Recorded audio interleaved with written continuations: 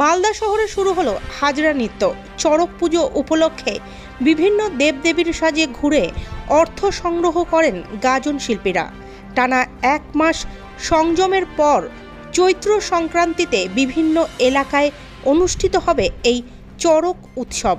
এক মাস নিরামিষ ভোজন করে নিয়ম নিষ্ঠার সঙ্গে সংযম করেন শিব ভক্তরা। শনিবার সন্ধ্যায় বিভিন্ন এলাকায় অনুষ্ঠিত হবে এই চড়ক উৎসব। পিঠে বড়শি গেঁথে গাজন সন্ন্যাসীরা চড়ক গাছে ঘুরবেন। তারই প্রস্তুতি হিসাবে শনিবার সকালে মালদা শহরের 2 নম্বর গভর্নমেন্ট কলোনি ময়দানে শতাধিক গাজন শিল্পী উপস্থিত হয়েছিলেন। সারা রাত ধরে তারা শ্মশানসহ বিভিন্ন এলাকায় শিবের উপাসনা করেন। এদিকে সকালে কেউ শিব, কেউ কালী, কেউ দুর্গা, কেউ আবার ভূত সেজে হাতে রকমারি অস্ত্র ও মানুষের মাথার খুলি নিয়ে হাজরা নৃত্যে অংশগ্রহণ করেন।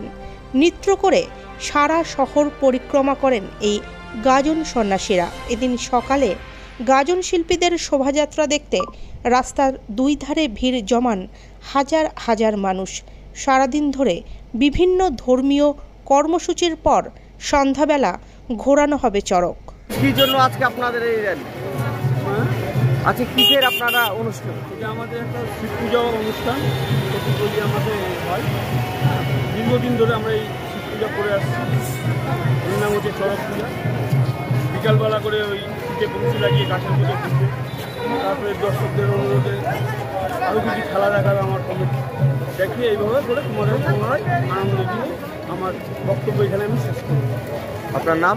আমার নাম রতন ঘোষ।